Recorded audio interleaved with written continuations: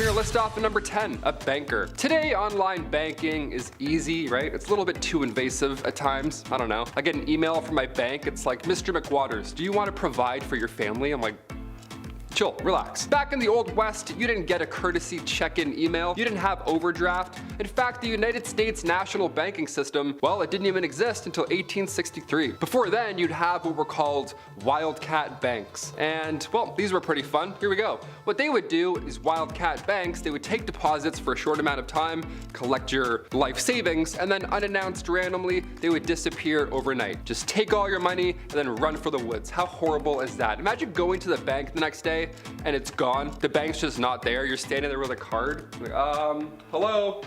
Where did I put this in? You're telling me they pretended to be bankers for months at a time? Fake mustache? Oh, hello, sir, good morning. Stamping things that aren't even real. They did all of that and then they just ran away with all of your money. That's wild. I get it now. I get it. The Wild West. After 1863, a noble profession was to work at a bank, you know, and not screw people over for thousands of dollars. The Hudson Bay Company, Wells Fargo, these are all names that began because of these fake Looney Tune wildcat banks. So next time you see your bank call, be thankful. Don't be stressed, be thankful. They've got your back. They're not gonna run away overnight. Number 9, ranch work. Alrighty, I can't do yard work. I don't know if you can tell by my physical being, but I can't lift a brick. My back doesn't allow me to reach the floor. A weird curve in the back. I don't know. Pulling weeds physically hurts my soul. Or maybe I'm just lazy. One of the two. I don't know. Either way, the Old West would have been the end of Taylor McWaters. To be a cowboy, it meant lots and lots of ranch work. It wasn't all yees and haws and kicking around. A lot of the time, you were protecting your cattle. That's stressful, right? All that meat just sitting there in the 1800s. Good luck. Cowboys earned between $25 to $40 a month. Yeah, which sounds laughable now, but today that would be around $1,500 a month, which is fine. I mean, for a cowboy, I don't know, it's a bit less than. Do cowboys get sick days? Probably not. They probably just get sick. Number 8, railroad work. This is one of the few jobs from the Old West that I actively see every single day coming to work. Living downtown, they're always adding trains and bridges and not finishing any of them. And ideally, you don't want any toxic substance traveling down those lines, right? Fingers crossed. Well, back in the Old West, railroads were meant to assist the booming mining and ranching industries. Thing is, there weren't enough hands. There was not enough to keep up with the rate that they needed to. Like, who's gonna build a railroad? You know, who was the first person? Railroad workers, monthly, you'd make around $1,000, and this brought a wave of immigrants to the West. The Union Pacific and the Central Pacific Railroads, they all lay over 1,700 miles. Now, making this actual railroad, it destroyed the bodies of these workers, but without it, American history would not be the same. Couldn't imagine making a railroad. That is exhausting. Number 7, blacksmith. All right, close your eyes and imagine a blacksmith. Just any blacksmith from any time. Is he bald? Does he have a massive beard? Is he incredibly strong and wildly intimidating? Yeah, that checks out. That's what a lot of them look like. Missing teeth, banging something pretty loud, that's a blacksmith. Frontier times were almost a golden time for blacksmiths, believe it or not. Hammers, horseshoes, new railroads, it checks out. No, they didn't need any chainmail, but a saddle wouldn't hurt, that's for sure. We could use a saddle. They would earn up to $200 a day. Blacksmiths were always busy in the Old West. They doubled as auto repair services really at the same time. I mean, I don't know. A guy comes in with a busted up carriage. Well, now you're a mechanic. Yeah, go fix this wooden car. Good luck, you have one day. Here's $10. Number 6, journalism. Believe it or not, the newspaper business cleaned up shop back in the frontier. Everyone wanted to know what the tea was. Tucson, Arizona, for example, back in the day, back in 1831, that one town had 5 different newspapers. Yeah, even though there are only 465 residents, there were 5 different papers. That's stressful. How do you keep up with that much news? I mean, to be fair, before radio and television, yeah, there's probably lots to talk about all day long. That's pretty much all you can do, just talk all day long, so I get it. The industry provided jobs as well. It's very much like YouTube. Here, there's writers, there's hosts, the design and print staff, we have editors. It was a little easier than laying down a railroad, that's for sure. So when it came to jobs, yeah, journalism wasn't that bad. Definitely better than doing anything that has to do with this motion, that's for sure. Number 5, gambler. You gotta know when to hold 'em, know when to fold 'em, and know when to walk away. Anyone who spends time in front of a slot machine will tell you that it can be a dangerous game. Many have claimed to won it big, all whilst envelopes with red print pile up at the front door. Final notice? Pfft, that means another spin, baby. Well, this is a similar story of the Old West, but instead of a one-armed bandit, there were actual bandits with 2 arms and guns. Yikes. It's a game of poker, lies, bluffs. Playing the wrong hand could wind up turning sour. The gamblers are the type of guys who roll into town in the shiniest clothes and stay in the best places. And right before you notice you've been cheated at the poker table, he's already cashed out. Number 4, milliner. Hey, I have a proposition. So we have hats for men, right? Now, what if we employ someone for the sole purpose of, get this, making hats for women? Well, Jebediah, we have that. That would be the milliner down the road there. If you were a high fashion lady in the 19th century, then you would have definitely come into contact with these fine sellers and makers of women's hats. They were usually located in bigger cities where the higher end families would either live or spend their time. And you should take a look at some of these hats. They are works of art. Maybe some are a little whack, but hey. Number 3, con man. You'll like this one, guys. You're gonna like this one. There's nothing more peculiar, more strange, more theatrical than a snake oil salesman. Where would John Marston be without Nigel West Dickens? I don't know. They were traveling salesmen who were swindlers, liars, crooks, thieves, selling pseudoscience products to folks who just didn't know any better. It would work something like this. I would show up in town with my traveling cart of wares and mysteries. There, standing on a small crate, like the one I'm standing on right now, I would give the town my best sales pitch. Introducing Dr. Andrew's new and improved Life Vigor supplements. Here before you find folks is a tall bottle of rejuvenation, made from the finest ingredients across the globe. Ginger, ginseng, milkweed, red sage, English mace, golden currant. And as if that weren't enough, Dr. Andrew's new and improved Vigor supplement has the minerals and vitamins that carry you through a long day's work in the fields.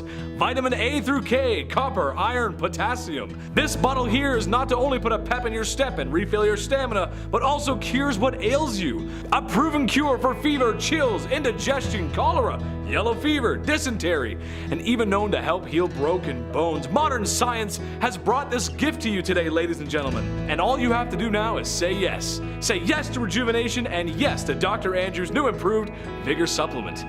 I think you guys get the point. $49.99. Number 2, a photographer. Want to never smile for eternity? Get your picture taken in the Old West.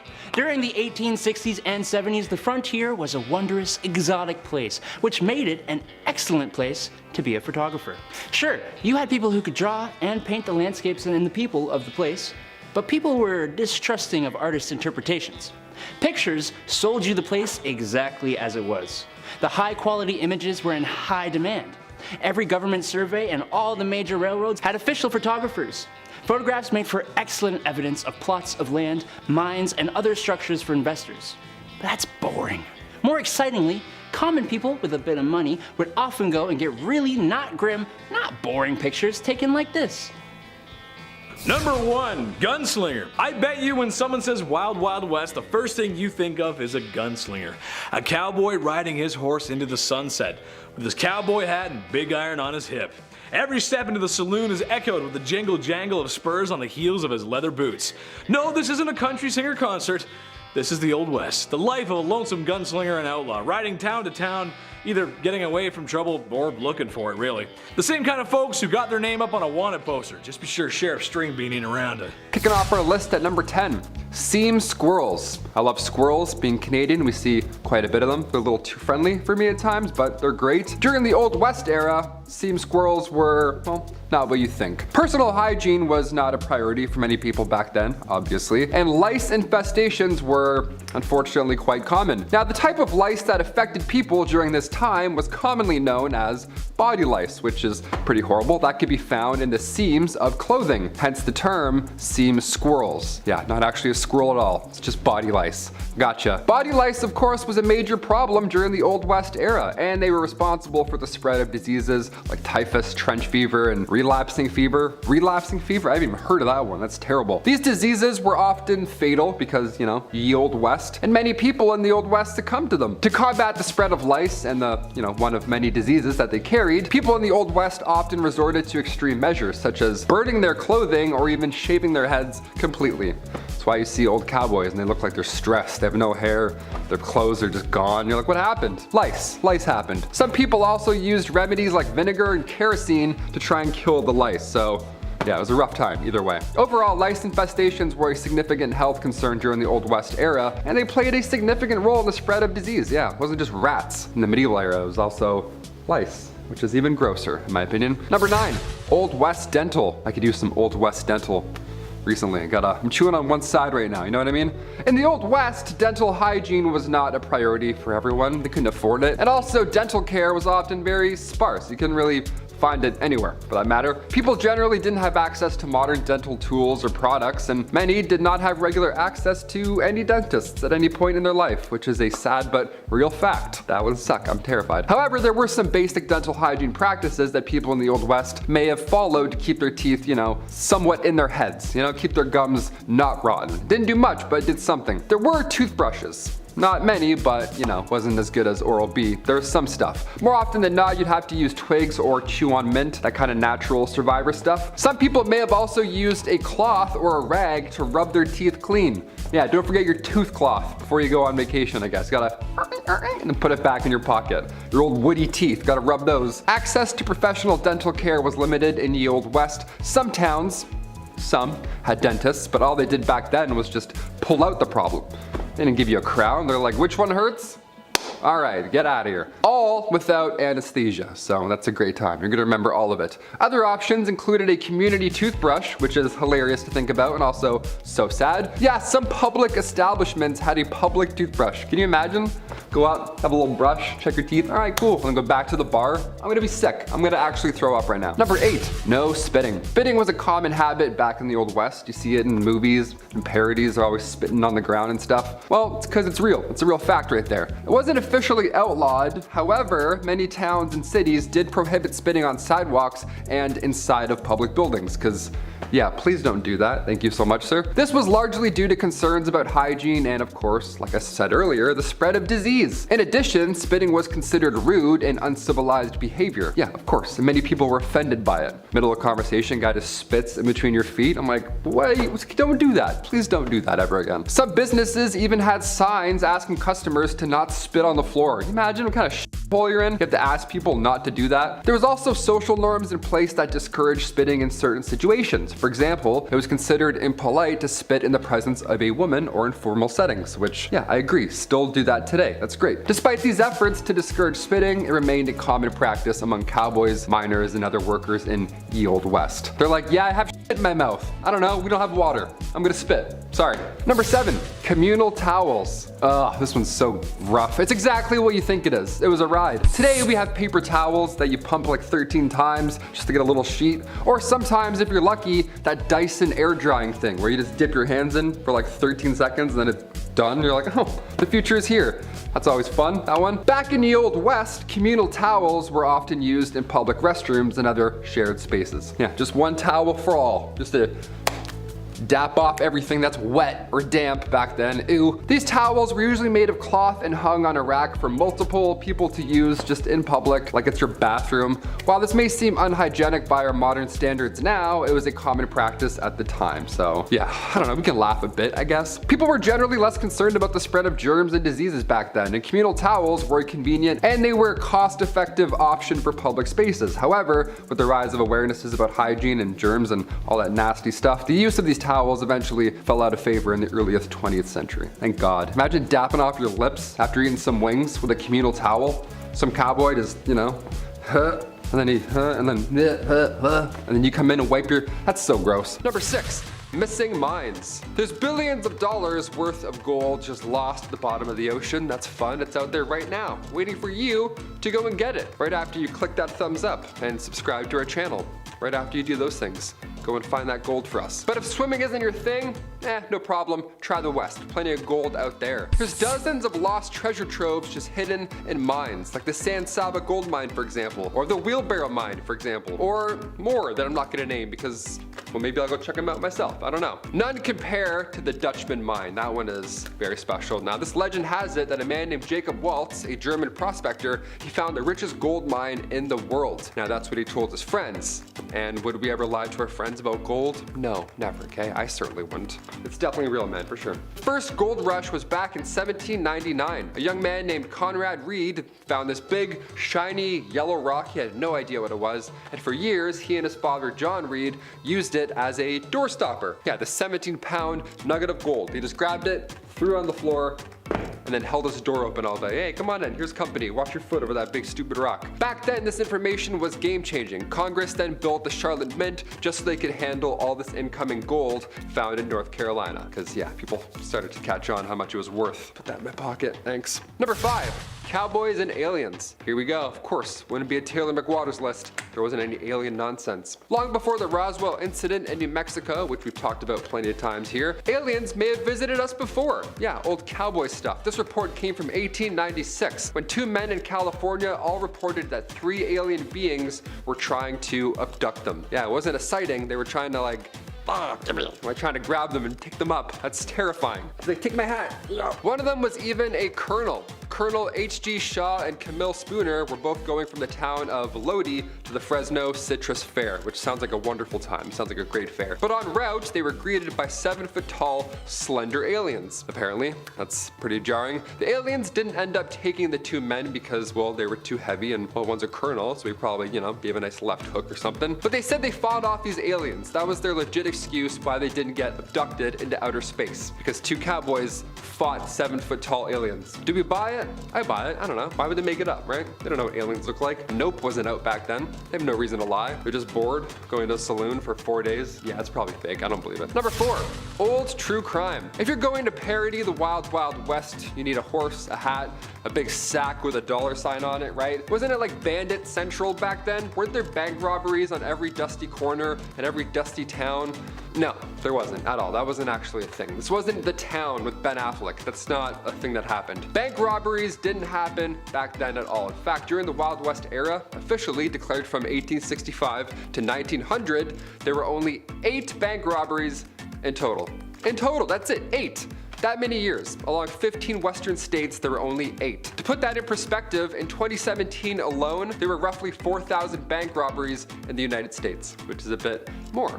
Right? Just a little bit more. The first armed robbery ever in history was done by famous outlaw Jesse James and his brother Frank James. This went down in 1866. The gang of outlaws robbed the Clay County Savings Association in Liberty, Missouri. Yeah, they probably got like $14. They're like, woohoo, we're rich. Number 3, kicked by a horse. Here we go. We've heard about this at some point. People getting kicked off of horses or by horses, around horses, or bulls. That's crazy. I don't know how people run with bulls. But did it actually happen back then? Turns out getting kicked in the head by a horse back in the 1800s was like getting in a car accident today. If you have a horse, the odds are significantly higher. It's probably gonna happen at some point in some way, shape, or form. Bill Pickett just sounds like a Western man already, doesn't it? Bill Pickett was born in the late 1870s, and he invented the bulldogging practice, which, bear with me, sounds a little worse than it is. The practice is to jump from the back of a horse onto a wild steer. It's like, I guess cowboy stuff. There's many that attempted this move, this trick, I don't know, like a trick, like it's a skateboard trick, I don't know. Many attempted this and then they failed. Yeah, it's almost like you can't wrestle a wild animal and easily live to tell about it. Weird, right? I've read it, I've seen some things. But even Bill Pickett himself got trampled and stompled to death in 1932. Holbrook Lynn, a Broadway star from the late 1800s, also met their fate from a horse accident. Imagine that, it's headlines. Malcolm Baldrige Jr., an American politician from the late 80s, rodeo accident. Brutal way to go. These are wild. I did not know about a lot of these. There's so many. Look into them if you want. Such a grim list. Top 10 people that have been killed by a horse. I don't know. Maybe. We'll see. Number 2, business in the front and also the back. I love going to a pub, right? And right as the night begins to decline, a bandit always appears out of nowhere, right? You're like, yes, there we go. We have a band. Now we're staying for 9 more hours. Let's do it. We have a night. Good or bad, we love a band. Play, shout, I don't care. But bars back in the Wild West, not many bands. Wasn't so fun. Not a lot of jazz going on in those saloons. Not a lot of open mics either in the 1800s. Turns out that's no fun. Back in the 1800s, these saloons were only for business. That was their sole purpose. You come in here, drink something awful, put that weird foot up, and make a deal. The odd time, sure, you'd have poker, dice to be laying around, a piano perhaps. Maybe some jazzy fingers would make their way in and quickly leave, I don't know, but it wasn't common. When saloons first popped up in Wyoming back in 1822, most of the time, it was only reserved for lawmen, miners, and gamblers. That's it.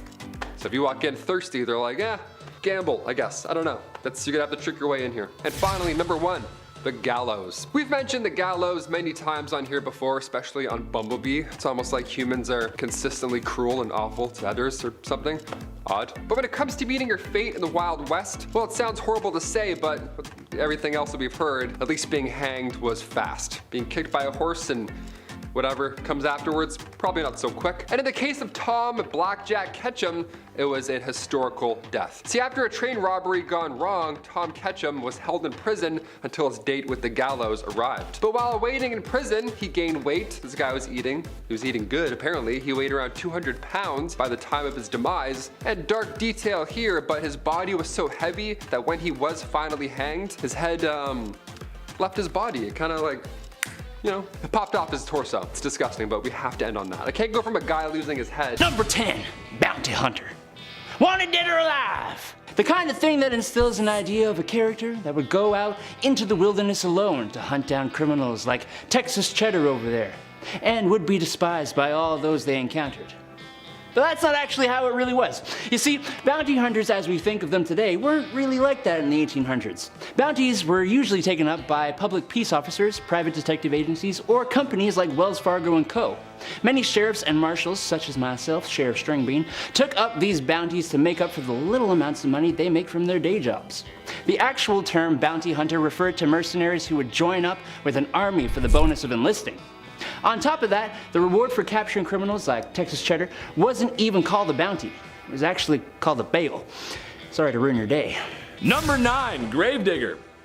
What does a monster truck and a weird dude from Kakariko Village have in common? If you said the foundation blocks that made up my childhood, then you win a prize. What's the prize? A big old kiss from me. In all reality though, towns in the Old West were interesting places, where there were always two constants.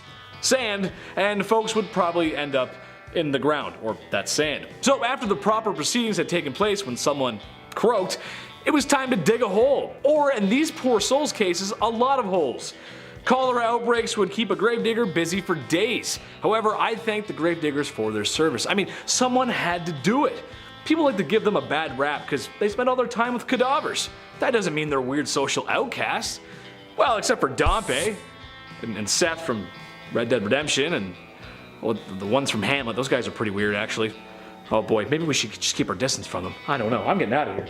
Number 8, saloon owner. Saloons are about as synonymous with the Old West as a single tumbleweed blowing in the wind, moving from stage left to stage right. Just about anyone could be a saloon owner too, from Feces down the street to the previous sheriff to a fancy gambler. The saloons of the Old West outnumbered churches 100 to 1, and are any of us really surprised? You'd see one general store, one doctor, if you're lucky, and then like 3 saloons all on the same street. It's actually probably one of the most usual jobs on this list. It was also one of the most accessible jobs, usually being what people turned to when other avenues of employment ran dry. It would even be what you did while saving up money to buy farmland or to run for your office in your government. And in a town where everyone and their moms knows you as the guy who serves the liquor, you ain't gonna have a hard time getting elected. I kind of want to be a barkeep now. Number 7, Lady of the Evening. I talk about these ladies a lot, I know. Not because I want to, but because that's history, baby. I mean, not that there's anything wrong with that. I'm window shopping only these days anyways. That's just the way she goes. A wise man once said, sometimes she goes, sometimes she doesn't. Way she goes, boys. When we think back and look at the Old West, you think of all the hard-working men and women who made the frontier possible. If it wasn't for those pioneers, we might not have the West Coast today. That means no vegan food. Oof. That being said, the brothels and ladies who laid down their lives are a huge part of that history. Some brothels became so wealthy that they even would invest back in their towns, buying schools, medical buildings, that kind of thing. The truth of the matter is, no matter how greasy it might seem, it just wouldn't be the Wild Wild West, the little girl power.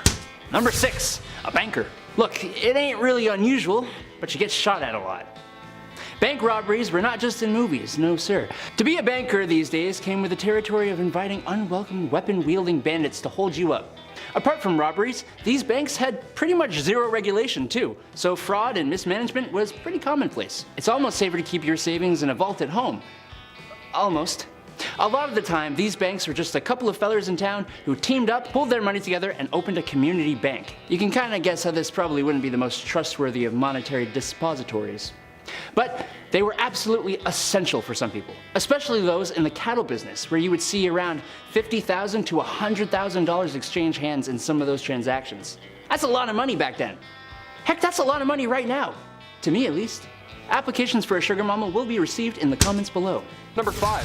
Mining. A study done at a mine in Butte, Montana found that miners were dying from tuberculosis. A lot, like 10 times more than they should be. Not should be, but you get what I'm saying. The mining industry is crazy dangerous. Safety was often overlooked and the health of these miners was, well, non-existent at the time. The first gold rush was back in 1799. This kicked off everything. A young man named Conrad Reed, he found this bright yellow rock. He had no idea what it was, and for years, he and his father, John Reed, actually used it as a door stopper. Yeah, this 17-pound nugget of gold just keeping a swift breeze rolling through. It's worth a bit more than a door stopper today, and this actually ended up changing the entire industry. Gold mining got so popular that Congress had to build the Charlotte Mint just so they could handle all this incoming gold found in North Carolina alone. It's pretty cool. You have to make a mint? That's how much money you're making? Buddy, I want a mint. Number 4, law enforcement. Of course, this too was a little different back in the Old West. There are not many body cams back then, I'll tell you that for free. Movies and television, they like to show the Old West as a lawless, rootin' tootin' time, and while sure, some of that is true, it wasn't as terrible as we think. Like A Million Ways to Die in the West, Red Dead Redemption, it wasn't that crazy because before any formal law enforcement agency did pop up, everybody was a bounty hunter, right? Why not? There's nothing else to do. Go lay a bunch of bricks or go catch a bad guy.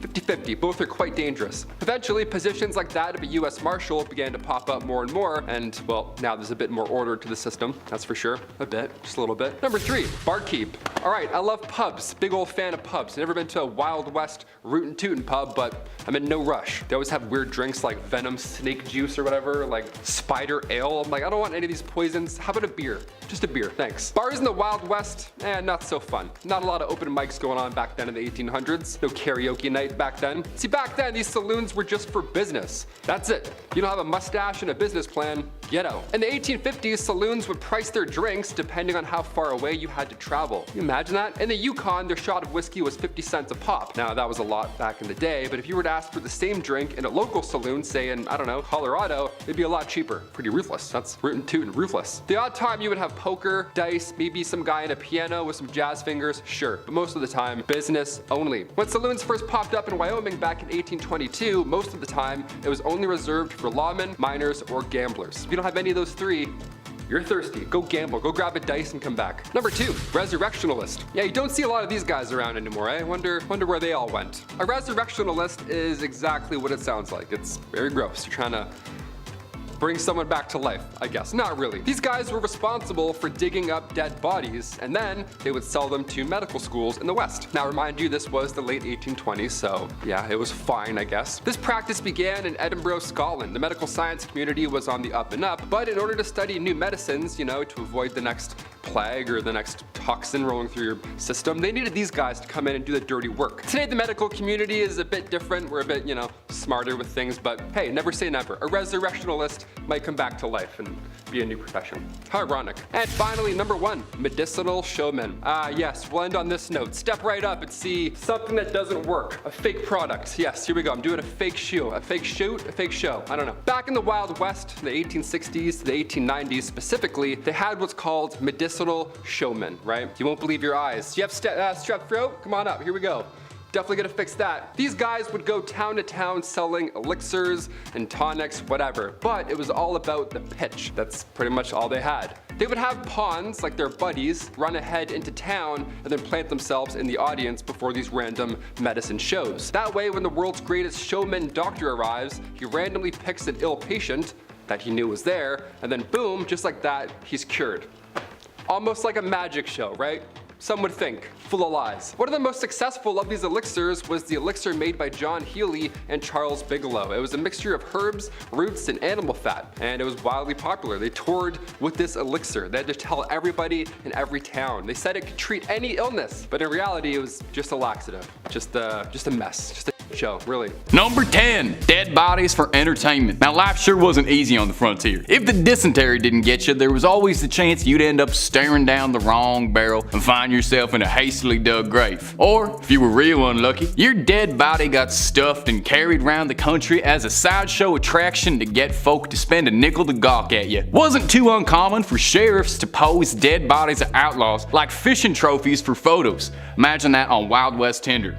Elmer McCurdy was one of the last famed outlaws who, after a failed train heist, found himself buying the farm at the hands of lawmen after a $46 take. McCurdy's body was taken from coroners by someone who claimed to be a friend, but really all they did was sell him across the country to circuses, carnivals as the body of an outlaw that you could come pay a nickel to see. Eventually, McCurdy would end up in a Long Beach, California, where a TV show being filmed was using an amusement park as a backdrop. Set designers were moving a prop mummy in the haunted house, only to discover that the prop wasn't too much of a prop at all, but was the stinking corpse of the no-good varmint Elmer McCurdy. He would end up getting himself a proper burial after 66 years. Hey, you think your job's hard? Feller was working 66 years after dying. It's a living or a dying. Number 9, cowboy shows. Is there anything more iconic than the cowboy? The symbol of American freedom, manliness, and all things that made the West. Rough, rugged men with thick calluses from hard days working the field, not sitting around playing pretend, except when cowboys would play pretend on stage for sold-out audiences. Now, there weren't too much to do out in the Old West. TikTok was just what you heard if you listened to a clock. So one way folks on the frontier really enjoyed passing the time was watching a cowboy show, where the slingers of Western legend like Buffalo Bill would perform all their best tricks and recreate stagecoach robberies or buffalo hunts for thrilled audiences. Now, these weren't particularly well-written shows or well-acted shows. These fellas weren't thespians now, they were men of the road. But imagine this sort of thing now. Imagine going to a show to watch a Marine fire off a bunch of rounds and pretend to rob a truck. Be kinda weird, I guess. But that's what you do when no one's invented the internet. You get up to some pretty weird stuff. Number 8. Eating garbage. If you imagine the frontier, what kind of food comes to mind? Maybe a hearty bowl of chili? A nice stew, cooked rabbit over a fire? Oh, you wish. Frontier folk had to eat whatever they could come by and afford. As such, some Wild West tastes might not sit right on a modern palate. One Virginian cookbook from 1878 lists a way to prepare squirrel stew, and I ain't even gonna bother including the directions in case you wanted to make that at home, cause just the idea of munching a squirrel makes me want to hurl. I suppose when you really come down to it, squirrel ain't that much weirder than a rabbit, but I wouldn't order it off the menu. Now, if squirrel stew ain't your cup of tea, maybe cooked calf brain might do it for you. Boiled brains of calves were commonly served alongside bacon and eggs as a breakfast staple. Other frontier favorites included son of a gun stew, which was a hodgepodge mix of all the garbage you wouldn't normally eat. Calf hearts, liver, intestines, tongue in a pot with onions, salt, and pepper. My stomach's ringing. That's just like Mom used to make. What's that smell? Let's continue on that last point about cooking, cause I got a humdinger of a fact that'll make that last one seem downright appetizing. If brains and guts didn't turn you off cowboy cooking, let me tell you this. The Great Plains and the frontier weren't exactly known for being particularly arborous. That's a $5 word that means there weren't a whole heck of a lot of lumber to make into firework, not too many trees around in the desert. So if folks wanted to get a proper bonfire going, you'd have to get creative and use alternative kindling, namely feces. Lots and lots of buffalo crap. Now, if you're still watching this video and you ain't clicked out, let me keep explaining. It sounds horrifically disgusting, and I certainly would not recommend you use feces should firewood be available, but by all accounting, prairie chips, as they call them, were plentiful, easy to find, and worked real well as kindling. They were quick and hot, and allegedly didn't smell half as bad as you think, but I'll take their words for it. I would not be surprised none at all if life on the frontier didn't burn their sense of smell. Living in a mining town was expensive. Now this might surprise you, but working in a mine in a mining town wasn't particularly a good time. It wasn't just awful and hazardous to your health, making your lungs black as midnight on a moonless sky, but it was also affecting your wallet. In fact, living in a mining town was more expensive than it was to live in modern day Silicon Valley, and cowboys don't even have the luxury of Uber Eats. You had to wrestle up all that food yourself. You think inflation's affecting your grocery bill now? During the gold rush, real shucksters would price gouge on everything. If your town was getting hit by that gold rush and prospectors were swarming on in, general stores would raise the price on everything to crazy degrees. For example, a carton of eggs from a flourishing store in California would run you $3 in 1951. Now that don't sound too bad, but adjust that for today's inflation, and that carton of eggs comes out to $105 for eggs. That better be the best omelet I ever had. If you knew you had loads of miners in town, you could sell shovels and pickaxes for basically whatever you wanted. You controlled the market. Some stores would sell shovels for $36, which would translate out to about $1,200 in today's dollars. No wonder everyone was robbing each other on the side of the street. The stores were robbing you blind. I'm doing the voice the whole video, editor. I hope you know. The real number 5, medicine shows. So after a long day being gouged at the market and eating bacon cooked over buffalo poop, you'd probably want to wind down and take in a show. Now I mentioned before you could catch a cowboy show, but if you were all caught up, maybe you'd want something else. What about a medicine show? Now healthcare wasn't much to shake a stick at back then. As such, it weren't uncommon to have a quack ride on into town and start offering a miracle cure for all that ails. Just a drink of this miracle solution and watch your health improve. You see, troublesome things like the FDA or advertising laws didn't exist way back when, so you could basically say your product did absolutely whatever and it was fine, and by God you could put whatever you wanted in it. You've all heard the legend of where Coca-Cola gets its name, and I'll tell you, there's a reason for that. Over the years, the art of the snake oil salesman became a performance on its own, an art form if you will. Medicine shows would have events like burlesque dancers, dogs and ponies, a pie eating contest, all to get sales through the roof, and it worked. These doctors would take in hand over fist. Way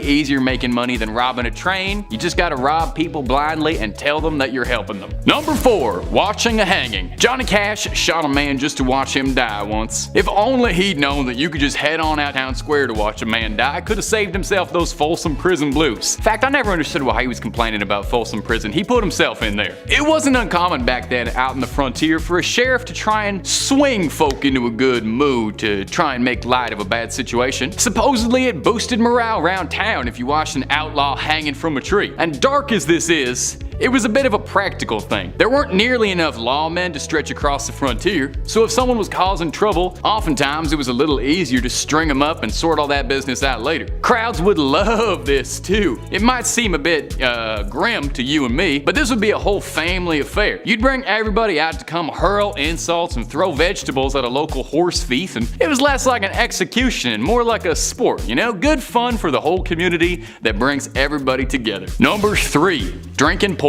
There are few Western locales or imagery even half as iconic as the saloon. Imagine them doors swinging on open, a cowboy moseying on in looking to find out who killed his paw. The kind of place you could play cards and get yourself a stiff drink. A real stiff drink. Because if you drank what they were drinking back then, you'd be in a ditch with your eyes rolled back and the buzzards picking at your ribs. There really were not many laws or regulations way back when it came to what you could serve, so bartenders got real creative with what they put in their cocktails. Old West drinks had great nicknames like cactus poison, coffin varnish, tangle leg, which all sound mighty appetizing. Or maybe you're fixing for tarantula juice, a drink sold in Sierra Nevada which contained actively toxic poisons and wood grain distilled from turpentine. Goes down easy with a little bit of a kick. Of course, drinking this wouldn't just have you feeling silly, but it would also give you a sensation that you had things crawling through your skin, muscle spasms, lockjaw, but hey, it's still better than drinking Mountain Dew. Number 2, crooks were celebrities. Celebrity worship ain't nothing new to the United States. America's always had celebrities. While today we might be obsessed with troublesome bad boys like Kanye West, back then their bad boys and celebs were thieves, killers, and all manner of crooks. Legendary outlaws like Billy the Kid inspired fans the way we talk about celebrities now. In Kid's case, someone had published a biography about him not even a month after he was cold in the ground. Outlaws were romanticized like Robin Hoods, stealing from the wealthy and giving to the poor. This perception came from the fact that most outlaws came from pretty humble beginnings and turned to crime as a means of survival. Additionally, the harsh conditions of life on the frontier led to a natural mistrust of authority, which fueled admiration for men like this who stuck it up to the law. You'd read stories about them in the newspaper and books, heck, you'd even get trading cards of notorious crooks with a pack of cigarettes. Of course, lawman got famous too. Wild Bill Hickox was a lawman, and then he went on to do all them cowboy shows. Makes a lot of sense if you really think about it. These fellas were larger than life storybook characters, except they lived in your town and you could go and shake their hands and ask them about their adventures. Of course those people would become heroes. And number 1, anyone could be sheriff. When you think of the Wild West, and a sheriff in particular, you might rustle up the image of a square-jawed, handsome fella in a white hat that protects the people of his town from all kinds of evildoers. Well, maybe for John Wayne and Clint Eastwood, but the truth was, sheriff was hardly the glamorous position the movies make it out to be. The sheriff was basically just a guy. Each state had their own requirements for being sheriff, and none of them really had anything to do with how equipped you were for the job. Now, many towns were rapidly expanding and needed law enforcement, but there were very few formal qualifications for such a thing. As a result, many sheriffs were frequently untrained and inexperienced, lacking any sort of skills necessary to enforce the law. In some cases, sheriffs were appointed based on their political connections. Ain't that the truth?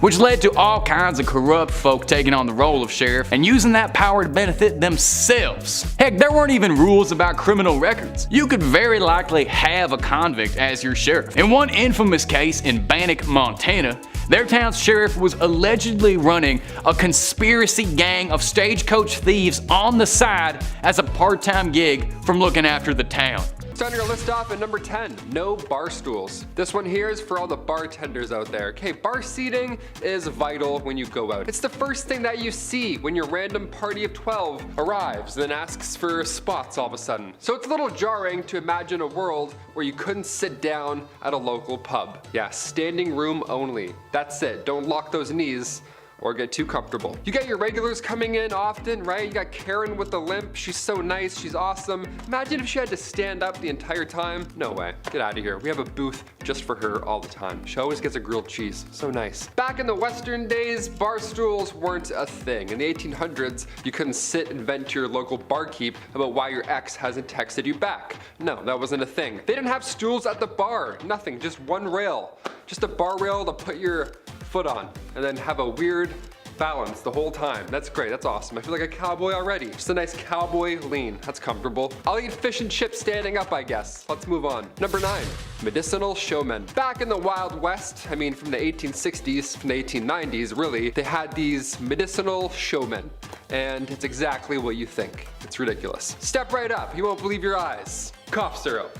Crazy, right? So these guys would go town to town selling elixirs and tonics, but they would really nail the pitch. I mean, that's all they had back then. There's no science to back them up. There's no Yelp reviews. They would have pawns instead, like their friends, run ahead into town and plant themselves in the audience before these random medicine shows. That way, when the world's greatest showman, doctor arrives, whatever, he randomly picks an ill patient and then boom, just like that, they would be cured. One of the most successful of these elixirs was the elixir made by John Healy and Charles Bigelow. It was a mixture of herbs, root, and animal fat. It was said to treat any illness, but in reality it was only a laxative. What a fun show that is. Step right up. Not that close.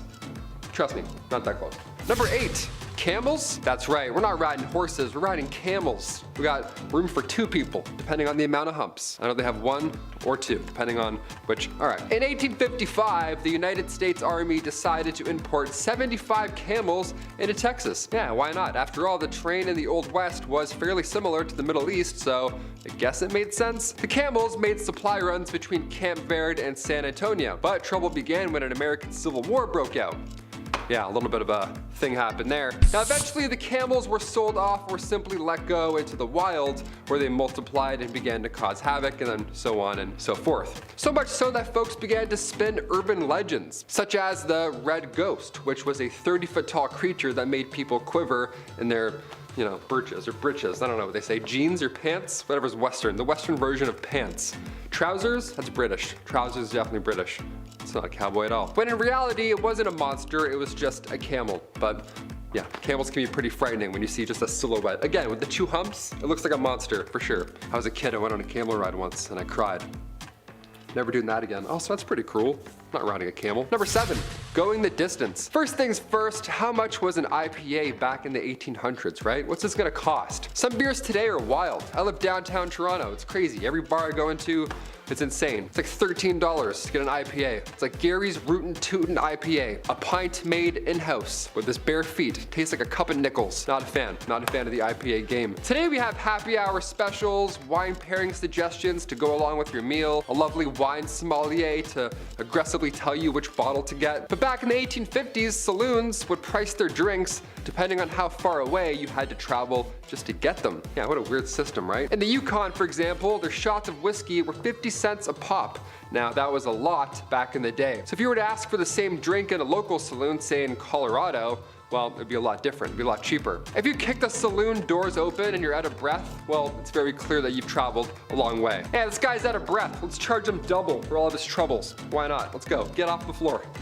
So out of breath, he's like, give me some water. How do they kick open saloon doors? They would just swing right back. They're not ideal doors to kick open. Number 6, hair care? Yeah, I added a question mark there because, I don't know, not much TLC going on top back then. Throughout history, people have used a variety of natural ingredients for hair care. Nowadays, guys have it too easy. It's like Axe 5-in-1. It's like hair, armpits, legs, feet, all like, no way you can do all of that. Popular methods in the Old West were whiskey and castor oil. Yep, all on your big exposed head, right in the sun, there you go. Pantene Pro V wasn't a thing then, so folks were rubbing their heads clean with castor oil. That's a nightmare. Whiskey was believed to help cleanse the scalp and often promote hair growth, while the castor oil, that option, that was thought to moisturize and condition the hair. So that'd be a fun 2-in-1 back then, that's great, put that in the stocking. These ingredients were readily available and most importantly, they were affordable, making them popular, but also, realistically, it was their only option. Guy's doing whiskey, he's like, yeah, let's clean it up, clean up top. It's so hot.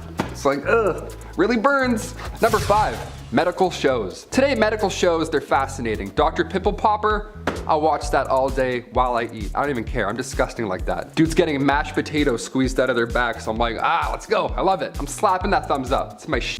Back in the Wild West, the 1860s, the 1890s, you know, they had what's called medicinal showmen. These are, what an absolute joke, what a con. These guys would go town to town selling elixirs and tonics, everything one needs to live a happy and comfortable Western life, but they were full of lies. None of this shit is true. These professional medicinal showmen would have pawns run ahead and plant themselves in the audience before these random demonstrations of amazing medical elixirs, right? These shows, bunch of bullshit. They would call up random audience members, that guy that ran ahead, and then use one of these elixirs and magically treat their ailment on the spot in front of the public, right? Almost as if it was a magic show. One of the most successful of these elixirs was the elixir made from John Healy and Charles Bigelow. It was a mixture of herbs, roots, and animal fat, said to treat any and all illness, but in reality, it was just an extremely strong laxative. So yeah, if you're gonna take it, make sure you're close to home.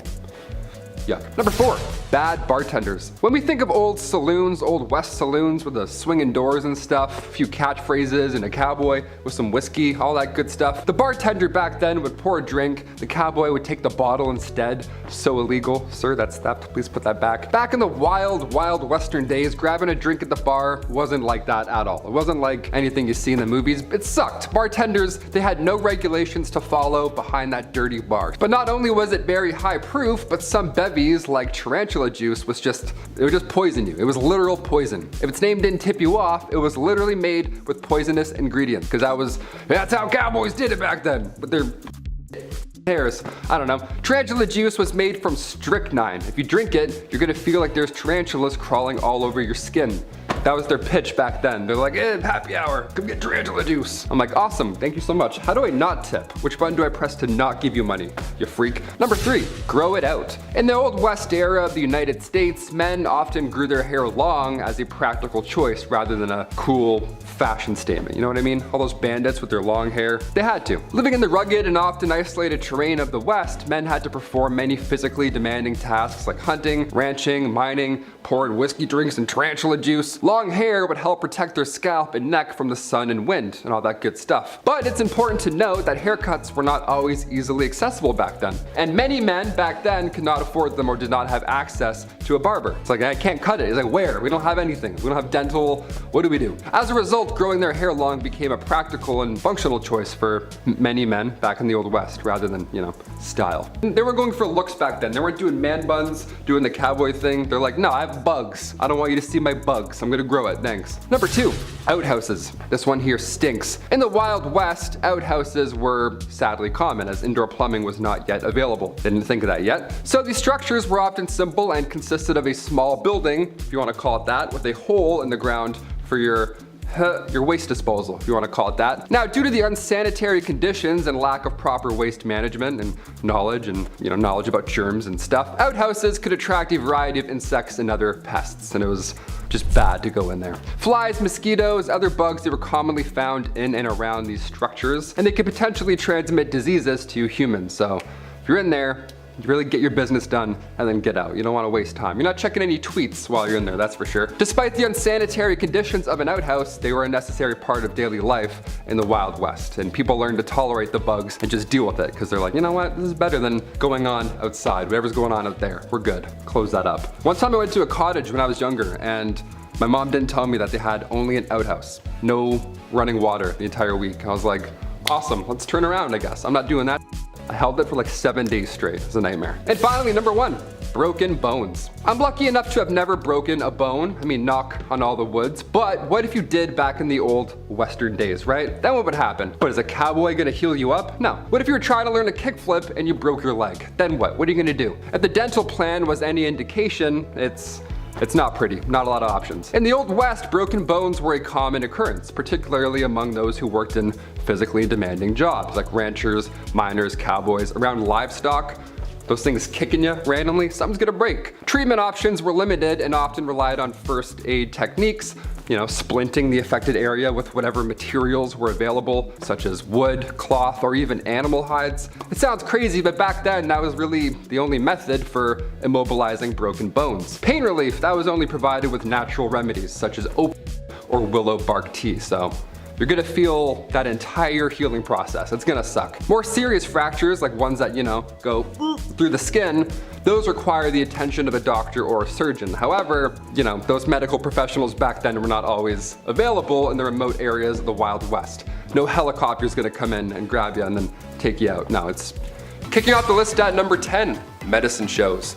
Nowadays, medical shows are fascinating. Dr. Pimple Popper, I can weirdly watch that all day. There's something about animal rescues, home renovations, or chiropractic adjustments, I can never be bored. So back in the Wild West, the 1860s to the 1890s, they had medicinal showmen. Yeah, these guys would go town to town, of course selling elixirs and tonics, but they would really nail this pitch. They would have pawns run ahead and plant themselves in the audience for these random medicine shows. That way when the world's greatest showman doctor arrives, he randomly picks an ill patient and then boom, just like that, they would be cured. One of the most successful of these elixirs was an elixir made by Kickapoo Indian Medicines from John Healy and Charles Bigelow. It was a mixture of herbs, roots, and animal fat, said to treat any illness, but really it was more of just a laxative, so you were just in the bush and hoping it got better. Number 9. Hop on my camel, partner. When you think of the Old West, you think long open ranges, spurs on boots, and cowboys riding camels? That's right, in 1855 the United States Army decided to import 75 camels to Texas. After all, the terrain in the Old West was fairly similar to the Middle East. The camels made supply runs between Camp Verde and San Antonio. But trouble began when the American Civil War broke out. Eventually the camels were sold off or simply let go into the wild, where they multiplied and began to cause havoc. So much so that folks began to spin urban legends, such as the Red Ghost, a 30-foot tall creature that made people quiver in their britches. When in reality, most people had never seen a camel before, and it was just a feral camel wandering the desert. But I mean, who knows? If Star Wars had a 30-foot camel in the snow, what's to say there isn't one running around in the American desert? Number 8, missing mines. There's billions of dollars worth of gold lost at the bottom of the sea. It's there right now, waiting for you. Yeah, I'm talking to you. But if you don't have goggles, maybe swimming just isn't your thing, no sweat. Try the West. Yeah, there's dozens of lost treasure troves hidden in mines still to this day, like the San Saba gold mine or the Wheelbarrow mine. There's a few we have heard from in literature from old maps, but none compared to the Lost Dutchman mine. The legend has it that a man named Jacob Waltz, a German prospector, found the richest gold mine in the world. That's what he told his friends, and would we ever lie to our friends about gold and the location for it? No, absolutely not. The first gold rush was back in 1799. A young man named Conrad Reed found this yellow rock, had no idea what it was, and for years he and his father used it as a doorstopper. Yeah, they used a 17-pound gold nugget as a doorstopper. Nice. Back then, this information was game-changing once they realized that it was, gold. So Congress then built the Charlotte Mint just so they could handle all this incoming gold found in North Carolina right afterwards. I just wouldn't have told anybody. I'd be like, is this an infinity stone? I'm just gonna pocket this and then head out east. Number 7. Sideshow Crook. Elmer McCurdy was no different in life than any other bandit at the time. What makes McCurdy so unique is in his afterlife. McCurdy met his end on October 7, 1911, after local sheriffs tracked him down from a botched robbery. McCurdy was taken to an undertaker and prepared for burial. Unfortunately, no one came to claim the lonesome bandit. Not getting paid for his services, the undertaker began to display McCurdy as a sideshow attraction, charging patrons a nickel to view the bandit. The attraction became popular enough to draw the attention of carnival promoters, who offered multiple times to purchase the mummified crook, but were all denied. As the years went on, McCurdy changed hands from multiple sideshow attractions and museums. One day in 1976, a film crew was setting up props for filming.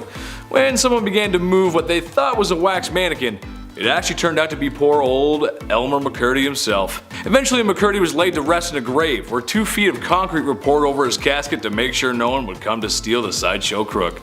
Stay in the hole, partner. Number 6. Cowboys and aliens. Long before the Roswell incident in New Mexico back in 1947, aliens might have actually visited us. Yeah, the report comes from 1896 from 2 men in California. They reported that 3 alien beings were trying to abduct them. Were these just cowboy pranksters? Maybe they had a few shots of whiskey from the saloon? No, one of them was a colonel. Colonel H.G. Shaw and Camille Spooner were going from the town of Lodi to the Fresno Citrus Fair, which honestly sounds like a wonderful time, just saying that. But en route, they were greeted by 7-foot-tall, slender aliens. Yeah, the aliens didn't end up taking the 2 men because they were too heavy. These aliens were too thin and weak. Legit, that was the reason. They just couldn't grab them and take off. So they got back into their spaceship and they took off. How embarrassing is that? Hit the gym, E.T. Number 5. Romeo and Juliet. What's in a name that which we call a rose? Any other word would smell as sweet? It's often said that art imitates life, but sometimes life can be stranger than fiction, and oftentimes really similar. The Hatfield and McCoys were 2 feuding families in the time of the Old West, whose hatred of one another runs deep. The most serious issues being family members removed, Old West style, by the opposite family, and in one case a court battle over the ownership of a barnyard pig. But perhaps the best story to come of this feud is the love affair of John C. Hatfield and Rosanna McCoy. The 2 lovers met and instantly fell in love with each other, their families instantly disapproving of their newfound love. Similar to William Shakespeare's Romeo and Juliet, the star-crossed lovers story ends in tragedy. After multiple attempts to rekindle their love, including a daring rescue organized by Rosanna to free Johnsy from her own family, their love never resparked, and Johnsy went on to marry her cousin. It's said that poor Rosanna died of a broken heart. He loves me not. He loves me, he loves my cousin? Number 4. Bank robberies. If you're going to parody the Wild Wild West, you need a horse, you need a hat, and you need a big sack with a $sign on it. Apparently, wasn't it like Bandit Central? Weren't there bank robberies on every dusty corner in every dusty old town?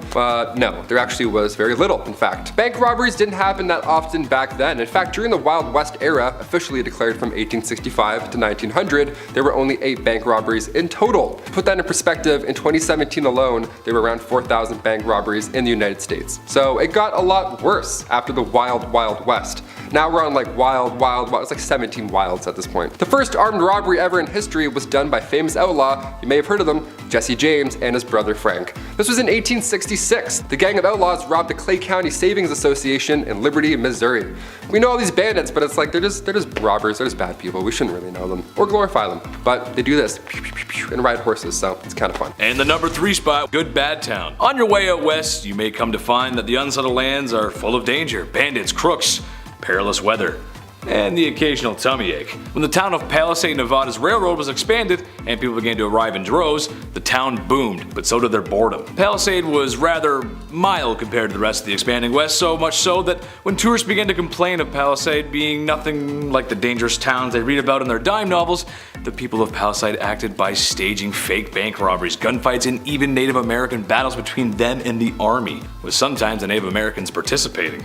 Also going as far as using real cattle blood during the staged combat. The citizens of Palisade were such effective actors that a lot of tourists began to run back to the train in fear of what they were seeing. Nothing more American than capitalizing on boredom. Number 2, Helena duels. Have you guys heard of Helena duels? They're pretty intense, and they're a bit more intense than breakdancing battles, which honestly it's pretty close, but these are like right above it. Helena duels began of course in Helena, Texas, aka the toughest town on earth. At least that's what they called it back in the late 1800s. It still is pretty close. The Helena duel began here. There's even a movie called The Duel with Woody Harrelson and Liam Hemsworth. They showed this style of combat in a pretty brutal cinematic way. Opponents' left hands were tied together with buckskin and each were given a small little blade. It had to be short enough so you couldn't reach any vital organ. That was the trick. It was a brutal detail that made this an unusual event, but just like the Romans and the Colosseum, everybody likes watching violence. Depending what era it is, people are like, yeah, we'll still show up and watch people die, sure. People would make bets during these duels. How did anybody watch these at all? I can't even scroll through Reddit at night without seeing something awful, let alone a Helena duel at like 4 p.m. And the number 1 spot. I don't like your snoring, partner. There were a handful of dangerous criminals back in the Wild West. This includes John Wesley Hardin. Born to a reverend in 1853, his parents hoped he would grow up to be a preacher. He turned out to be one of the most deadliest outlaws to ever live. Hardin claimed many lives over the years, but most bizarre was when he shot a man for snoring. One night in 1871, while staying at a hotel, Hardin was having trouble sleeping due to the man in the next room snoring loudly. Hardin promptly shouted at the man to stop snoring. Irritated with no response, he fired several shots into the next room, claiming the man's life. After years of being an outlaw and spending a lot of time in jail, he was released for good behavior, where he then received a full pardon. With his full pardon, Hardin was then able to take and pass the bar exam, afterwards setting up a law practice in Gonzales County, Texas. If your lawyer has a longer criminal history than you, there's a good chance you're not going to beat the case. First up, let's meet Pearl Hart. And let me start by saying that there's like 3 Pearls on this list. Wild West was a big fan of that name. And Pearl was a big fan of the Wild West. She was born in Canada around 1870, and by 17 she was married to a gambler and on the train to the Americas, running from her terrible father and a life of disguising herself as a boy to commit thefts to scrape by. At 22, she attempted to divorce said husband to pursue further opportunities in the West. A total ride-or-die dandy, Pearl's husband upped his life to chase her down, and when he found her, Pearl was already living it up with cigarettes, liquor, and even morphine. He won her back, but only before being drafted. After her husband left to fight in the Spanish-American War, Pearl, who was using her old cross-dressing ruse to commit thefts and crimes alike, met a man named Joe Boot, who was a career criminal. They robbed stagecoaches for a while before she was caught and jailed. Hart is famous for saying, "I shall not consent to be tried under a law in which my sex had no voice in making." She was eventually released, to jail having helped her find sobriety, new skills, a career, and how to read and write. But the rest of her life is kind of unknown. America was shocked and thrilled by the idea of a female outlaw, and Pearl earned endless infamy from the age of 19. Newspapers clamored for interviews with Hart, while Cosmopolitan, a new magazine at the time, was obsessed with her and often sent reporters to try and get quotes out of her. The Old West never saw another woman like her. And Pearl wasn't the only one taking advantage of male privilege. Meet Charlie Parkhurst. And from 1812 until their death in 1879, nobody knew Charlie was biologically a woman. There's no official documentation on what Charlie identified as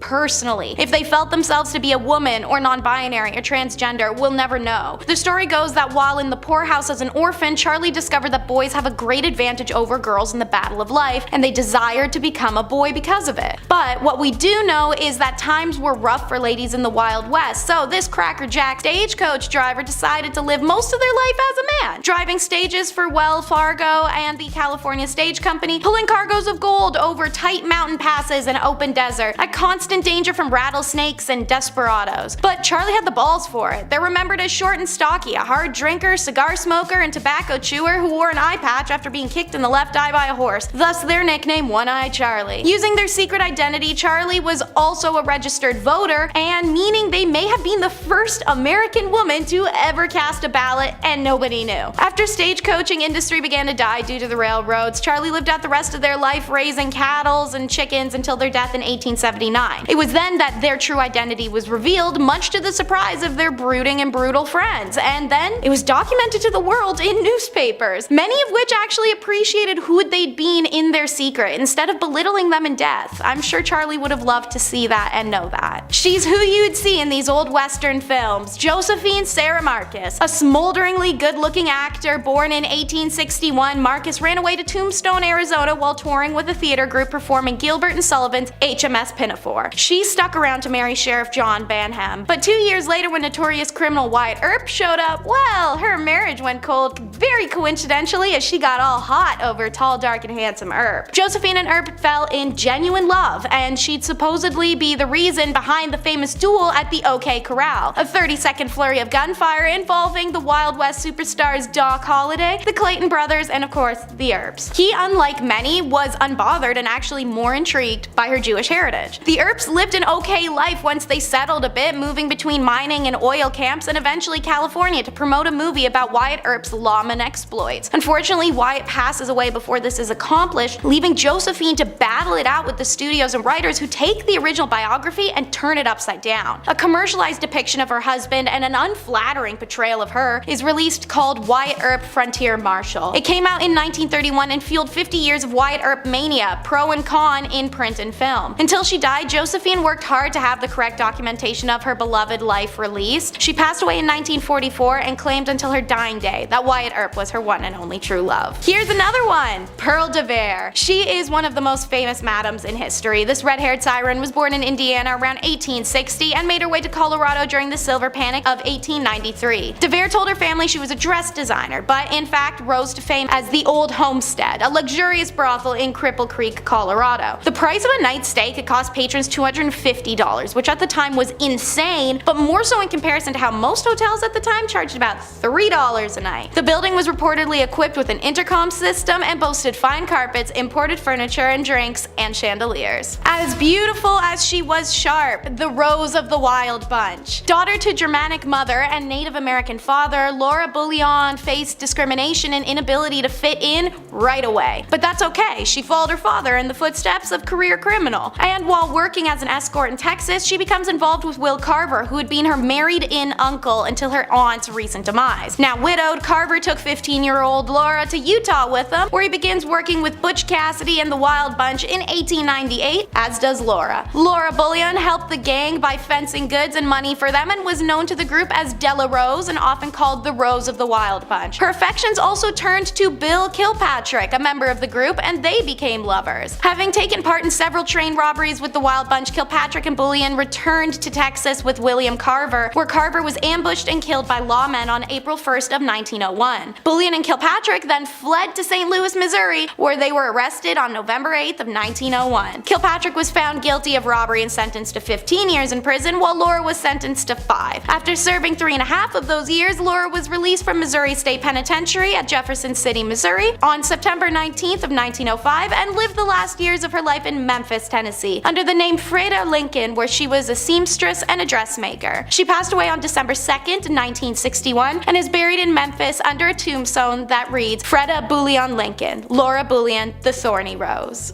Next, Mary Ellen Pleasant, the most powerful black woman in the Golden Rush era. Historians indicate that Pleasant was most likely born a slave but got her freedom at an early age. She worked on the Underground Railroad as a young adult, ushering enslaved people out of the South and into the northern states. Like many others seeking their fortunes during the gold rush, Pleasant and her husband moved to San Francisco. Here, she works as a cook and waitress and a professional eavesdropper. I know we're all taught not to be nosy, but Mary Ellen learned from the conversations of wealthy patrons, intentionally listening in for valuable information. She took what she learned and began applying it as banking and monetary skills that launched her immediately upwards. She took what she learned to help build a substantial fortune and eventually became one of the richest women in the city. Pleasant was an astute investor whose portfolio included real estate, railroads, restaurants, boarding houses. Pleasant's wealth, however, could not shield her from racism. In 1866, a streetcar conductor in San Francisco refused to let her board because she was black. Outraged, Mary Ellen sued, and the case went all the way to the California Supreme Court. In a historic decision, the courts ruled that segregation on streetcars was illegal in California. However, in return, the Supreme Court reversed the damages Pleasant had been awarded in a lower court ruling. You win some, you lose some, and sometimes you get both. And now it's Donna Barcelli. Barcello. Described as the supreme queen of refinement and fashion, Donna Barcello was a prominent saloon owner and a professional gambler in Santa Fe in the 1830s and 1840s. Barcello was recognized for her charm and sharp business skills, which helped her establish as an influential member of high society during the heyday of the Santa Fe Trail. In 1835, Barcello opened a hotel and casino in the city center of Santa Fe. The establishment encompassed an entire city block and featured lavish decorations including chandeliers, drapes, mirrors, and imported furnishings. The casino became a destination for local socialites and trail travelers for its opulence. Barcello oversaw the casino's operations and regaled patrons as one of the card dealers, widely known as the best dealer of the card game Monte across the entire Southwest. Seeking trade deals and investments that increased her wealth and social status, exercised economic and political sway, she made her fortune from real estate and gold ventures in addition to her casino. And when the American civilian government established itself in Santa Fe during the Mexican-American War in 1846, Barcello allied herself with Americans and assisted them by providing information and at times money. Accounts and representation of Barcello were often embellished by those who had labeled her the Queen of Sin. Barcello continued to operate her casino through the 1840s and died in January of 1852. Upon her death, she left several residences, properties, and fortune to her family, including 2 adopted daughters, in addition to substantial contributions to the Catholic Church in the city of Santa Fe to be used for charitable endeavors. Next up is Sing Choi. She's also known by the name China Mary and was an unofficial leader of Tombstone's Chinese community in the 1880s who supplied labor and opened laundries, restaurants, gambling halls, dens, and a general store. The Old West will always be remembered as an era of cowboy, but during its peak years, Tombstone was actually controlled by a female immigrant. She arrived in Tombstone sometime around 1879, and at that time the Chinese population was 11 people, and she recognized the unprecedented profits waiting in the western boom towns. Mary's general store was in the center of Hoptown, a Chinese district of Tombstone. Mary's store dealt in both American and Chinese merchandise, and she gained a reputation as a universal accommodator. Everyone knew that nothing in Hoptown was done without China Mary's go-ahead, and so she was held in the highest of esteem throughout Tombstone society. She was an organized and shrewd business operator who had an attitude that discourse was bad for business. Her private police force handled any problem that arose within her community. Mary enjoyed the highest of respect. As a result, she could act as a sort of intermediary between her community and other ethnic groups. She was the conduit that made cooperation possible. She was not only a cunning businesswoman, but a sympathetic humanitarian and calculating capitalist. Mary was a genuine immigrant success story. Even as a woman in the Old West, she wielded real power. She died in December of 1906 from heart failure when she was 67. Flesh is in the name and it's her game. Susan LaFleche. This is the story of the first Native American to earn a medical degree. Born on an Omaha res in Nebraska as a young girl, she watched a sick indigenous woman wait all night for a white doctor who, after being called several times, just never came. The woman died the next day, and as Susan later wrote, "She saw the need of my people for a good physician." Susan's father taught her own culture and traditions and then sent her to the reservation's Presbyterian school where she learned English and then high school for further education to survive colonial society. She applies to the Women's Medical College of Pennsylvania. It's a bold move on her part because even during this time, the most privileged of white women of America faced enormous backlash when attempting a medical degree, let alone a poor native girl. Despite this, she graduated a year early and first in her class. Rejecting a potentially comfortable life on the East Coast, she returns to the Omaha reservation and became the sole doctor for more than 1,200 people across 400 plus miles, and she was only 24 years old. She marries, she has 2 kids, and she never stops. In fact, she keeps going till she has enough donations and supplies to open the first hospital on a reservation that was not funded by the government. Unlike the absent doctor that she remembered from her childhood, Susan helped anyone who needed it, regardless of race or ethnicity. On September 18th of 1915, Susan passes away. She worked hard to build a bridge between 2 worlds as her father advised, and it was evident at her funeral. 3 priests eulogized her, but it was a member of the Omaha tribe who delivered the final words in the Omaha language. And now for the last lady on the list, Cathay Williams, who also went in reverse as Williams Cathay from 1866 to 1868 with the famed Buffalo Soldiers who patrolled the 900-mile Santa Fe Trail. She was the first African-American female soldier to enlist in the Army. She's the only documented black woman to serve in the Army in the 19th century, and she's the only known black female soldier to be a part of the Buffalo Soldiers. Post-war job opportunities for newly freed slaves and for African Americans in general were non-existent, so many had no choice but to turn to the military service for employment stability, but also newfound access to healthcare, education, post-war benefits by way of pension. Her enlistment starts in November of 1866 in St. Louis, Missouri. A cursory examination by an Army surgeon should have outed Williams as a woman, but since the Army didn't require full medical exams at the time, she was minty. Eventually, her third round with smallpox has a surgeon discover her secret in 1868. The post-surgeon found out I was a woman, and I got my discharge. The men all wanted to get rid of me after they found out I was a woman. Some of them acted real bad to me, Williams said. Once again, dressed as a man, Williams signed up to an emerging all-black regiment, the 38th U.S. Infantry, which would eventually become part of the legendary Buffalo Soldiers. These units doted out the landscape of the American West and showed tremendous skill and valor in a range of duties. They fought in skirmishes with indigenous people, escorted vulnerable wagon trains, built forts, mapped the territory, protected white settlers, all with subpar equipment and a lot of racism towards them. In trying to make a life for herself, Williams could not have known her story had traveled. It landed with a St. Louis Reporter, and in January 2nd of 1876 edition of the St. Louis Times Daily, Williams officially became a headline when her story was published. Accounts say she died in 1893, shortly after being denied disability compensation required for her illness. Not for being undeserving of it, but simply because they couldn't grant it to her due to the fact she lied about being a man. Kicking off the list at number 10,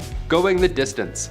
First things first, how much was an IPA back in the 1800s? That's why we clicked this video, right? That's all we want to know. Some beers today cost like $13 at the bar. What's going on? Nowadays we have happy hour, drink specials, wine pairing suggestions that go along with your meal. We have affordable alternatives today at the bar. Back in the 1850s, saloons would price their drinks depending on how far away you had to travel to get there. Isn't that wild? In the Yukon, their shots of whiskey were like 50 cents a pop. That was a lot of money back in the day. If you were to ask for the same drink in a local saloon, say in Colorado, you could get numerous beverages for the same price. And as you would expect, the fancier the establishment, the more you'll spend. But either way, it's not going to be comfortable. Number 9. Manure everywhere. The 1800s were changing times, especially on the western frontier. Cities were being built, America was under reconstruction, and if you've seen my video on the 1800s technology, then you know how things were about to get a little wild. Except, something I want to talk about today is, well, it's gonna drive moms and wives nuts across the country. How many times have you told your husband or the kids to wipe off their feet before coming into the house? Or stop wearing their shoes in the house? Right? It's the worst. I'm sorry, Mom. Okay, but imagine that, except everyone is bringing in their muddy, bloody, and manure-covered boots into the house. Horses and livestock were just a part of everyday life. That means droppings, or road apples, as they're so commonly called. The smell alone on a hot summer day could make any cowboy turn green. I think I'm going to puke, Dad. Number 8, no stools. Okay, this one's for all the bartenders out there. I see you. I respect you. Bar seating is vital. You get your regulars coming in. Joan with the limp, she's so nice. She's always so nice every day. Always gets a grilled cheese. She's the best. Always a smile on her face. Individuals who want to grab a bite and read the paper, obviously they don't need to take up an entire table for 8, so you have spots at the bar. It's ideal. We're used to this. But back in the Western days, bar stools just weren't a thing. Bar spots it didn't exist. You couldn't sit and vent to your local barkeep about why your ex hasn't texted you back. They didn't have stools at the bar. They just had the rail at the bottom for your foot. Just that little bar rail there for the little lean right there. A nice cowboy lean. Yeah, I'll just eat fish and chips, standing up leaning. Awesome. Just the thing you want after walking in the sun all day long. A foot rail. Number 7. Duels at high noon. Let me paint a picture for you, partner. It's a warm summer night, and you find yourself sitting at a card table in a saloon that's named after a barnyard animal. The piano is blasting a ragtime tune as waiters bustle about, serving drinks to unruly cowboys that fill the establishment. In front of you are 3 unsavory characters, each more than the next. As the night goes on, so do the poker chips. And when one gentleman ain't taking kindly to his losses, some insults about each other's mothers are exchanged. A powerful slap reaches the man across the poker table, matching the energy of Will Smith at an Oscar night. Too soon? I don't know. Wow, wow, West. Wow, wow, wow, West. That's when it's settled.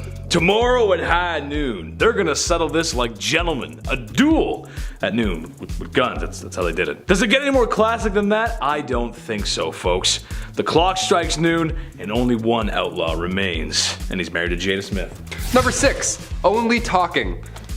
Here we go. You ever go to a bar, you're having a nice time, you and your pals order some Caesar salads for the table, the night is now well on its way, we're feeling good. Then 10 o'clock hits and you see a band start to set up. Okay, game time decision. Do we settle up and leave before they start? Or do we give them a chance, end up feeling bad, and feel obligated to stay until the very end at 3 a.m.? It's tough. Usually the latter ends up happening. Back in the 1800s, we didn't have to worry about such an issue. Most of the time, these saloons were just for business. The odd time you would have poker, dice, a piano, perhaps, would be in the room, with some jazzy fingers making an appearance. But when saloons first popped up in Wyoming back in 1822, most of the time it was for lawmen, miners, gamblers, just pure business. Not many blind dates happening in booth 16, you know what I mean? Number 5, comfort of the ladies of the evening. Now being that it's the Old West and there was just a shootout in the street, folks need to take their minds off of such horrors. Adding to the mix long hard days tending fields and livestock, people need to take off some steam. The local saloon is there for that. However, like a hidden menu at McDonald's, there's some other activities a man can engage in that aren't perhaps a regular service. Who the hell am I kidding? Ladies of the evening were quite common back then, actually. Naturally, it was a very dangerous job. However, if anything good can come from that, it's that in some cases these women became very wealthy enough to become the madam of their own establishments. And in some other cases, these madams were using their wealth to invest back into their towns, like building schools, doctor's offices. Imagine getting treatment from something and the doctor says, "These bandages were brought to you by Madame Dover's Wicked Wizard Vacuum Double Sloshy Slush 9000. It's a great product, what can you say? Number 4, interior decor.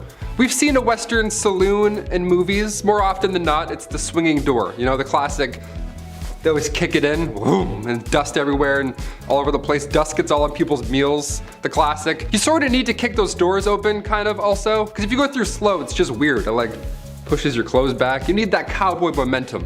In reality, there weren't a lot of swinging saloon doors. In fact, most saloons across the West were in pretty rough shape. They didn't look like a Tarantino set at all. They looked like that one pub in that one town that one time, you know? Just not clean, not clean at all. You ride by, you're like, is that still open? How is that still open? These saloons were tiny rooms. We had stools or chairs made of fur. You know, no one's running fish tacos to tables in the 1850s. It doesn't always smell like a nice pub. You don't see something go by and you go, ooh, what's that? I wanna have that. No, that doesn't happen here. One of the fanciest saloons has to be the White Elephant in Fort Worth, Texas. It was 2 stories and it served fresh fish and oysters. Apparently it was a lovely time. Number 3, manifest destiny. The destiny of America. There's a famous poster somewhere. It's like an angel guiding the pioneers west. It's like pointing, doing something like that. Back to the history. What is manifest destiny? Well, for our non-American audience, it was this very core belief that since America had won its independence and begun expanding west, that they were destined to do so and keep expanding. And expanding. Why should the freedom train stop here, right? Coast to coast, baby. And maybe buy Alaska from Russia, since, well, they're not really using it. Okay, and maybe Hawaii. They got pineapples or something, I don't know. Alright, maybe even heavily influenced places that are beyond US borders. But all that American influence and imperialism starts here. Imagine being the pioneer who dared to venture west, like the Great Oregon Trail, or those who crossed the desert states. And some really religious folks that found a salty lake in the desert looked at their wives and said, I need at least 2 or 3 more. God bless America. Number 2, mixologist. You ever go to a pub, like a chill pub, dare I say a restaurant, and a dude with a mustache thinks he's in Peaky Blinders for no reason behind the bar? He's flipping bottles that don't need to be flipped, he's lighting shots on fire. Guy, it's 12:45 in the afternoon. What's your soup of the day? Where did this come from, historically? Where did the cool bartender role come from? I'm trying to order a Cosmo, but he won't stop doing stunts. In the 1800s, bartenders were referred to as mixologists. They were top dog. They had to be. They were the fanciest guys in town. We're now doing impressions of these guys today, you know, with the bow tie, and we pour it in fancy ways, because around the late 1800s, saloon owners were growing rapidly. So now you needed to have something special, something unique for the town, like say a witty mixologist who can twirl his mustache as he pours a drink without looking. Great, now the town feels special, it feels unique. Manuals for bartenders came out around the 1860s, that's when things started to get more serious. A gentleman named Jerry Thomas published a guide called How to Mix All Kinds of Plain and Fancy Drinks. Today we still have that, but now it's a red sticky binder that says meal specs and Sharpie. It's not as fancy, but it gets the job done. Number 1. Dysentery. Nothing is more horrible, more awful than catching dysentery. Trust me, I would know. I never caught it, sometimes I get diarrhea. Anyway, in Oregon Trail, the very charming DOS game. Gotta love that DOS color palette. Eye-melting cyan and violet. Nice. This text-based adventure game, however, is grounded in some truth, as we can all imagine this wasn't a time of great cleanliness. Dysentery, typhoid, cholera, malaria, or more commonly known as yellow fever, and even scurvy, which you usually associate that with pirates, but cowboys got it too. Which, given the conditions of the Old West, makes for a not so fruit-friendly environment. So yeah, it does make sense. Sadly for cowboys, prospectors, and everyone in between, there was a good chance you would lay down with a headache, and then the rest of your posse would have to lay you down forever. Number 10, diseases. Dude, I had a toothache the other day, swelled up immediately. I would never have lasted in this era. Unfortunately, it wasn't called the mild West. And when people were sick, they got sick, like sick. For instance, cholera, shared along the Mormon and Oregon trails, killed loosely 6,000 to 12,000 people on their way to the California gold rush between 1849 and 1855. It's believed that more than 150,000 Americans died during the two pandemics from 1832 to 1849. Yo, that is terrifying. So not only do you have to dodge bears and root canals, just washing your face in the local popular stream could get you, huh? The Great Plains smallpox pandemic killed more than 17,000 Native Americans within its first few months of being there. The American Fur Company steamboat pulled up and got off, coughed a bunch of times, and then people just unfortunately started dropping. There was never an official death record, as smallpox decimated the Americas when it arrived, both way back from the Spanish and then again from up north with the fur trade. Sneezing, coughing, everywhere, just cover your mouth, guys, you know? Number 9, kicked by a horse. Yeah, we've heard about this at some point in history, but did it actually happen? Like, how often was somebody just poof, and then that's it? Turns out getting kicked in the head by a horse back in the 1800s was like getting in a car accident. It happened pretty often, my friends. Yeah, it's pretty sad. Bill Pickett. Just sounds like a Western man right off the hop. Bill Pickett was born in the late 1870s. He invented something called the bulldogging practice, which is to jump from the back of a horse onto a wild steer. Yeah, like you're Woody from Toy Story, just doing a heist, just jumping from one thing and leaping to the other. Crazy. While your hat's still on your head, somehow, no idea. And there's many that attempted this and ultimately failed. Yeah, you can't wrestle a wild animal and then live to tell about it often. I've read it. Yellowstone National Park is apparently a hotspot. This guy sends me a link the other day. Yellowstone National Park, man gored in front of family. I'm like, okay.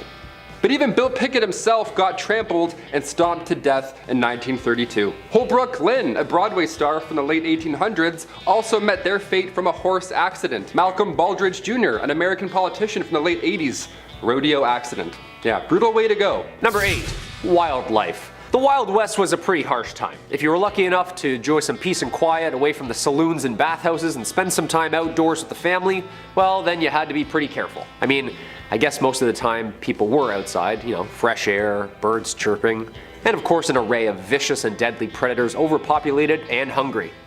Dude, the grizzlies are named after the grizzlies, right? Like, imagine all those horses you had to wrangle, or the gators of the south just waiting for you to take a leak.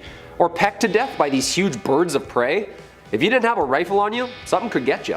And that's all during the day. At night, laying on the ground on like a rolled up t-shirt, scorpions and coyotes. What were the bugs like? No muskole back then, just waking up stung to absolute by everything with legs? Don't even get me started on the snakes. Living in your boots or hat? I'm a pretty outdoorsy guy, but god damn. Number 7, the gallows.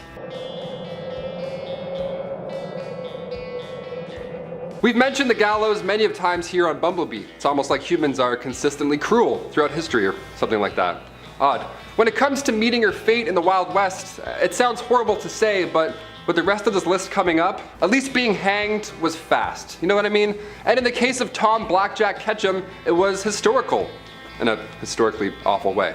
After a train robbery gone awry, or as I've said for 10 years, Ori, Tom Ketchum was held in prison until his date with the gallows arrived. But while waiting in prison, This man gained weight. The guy was eating good. He weighed around 200 pounds by the time of his demise.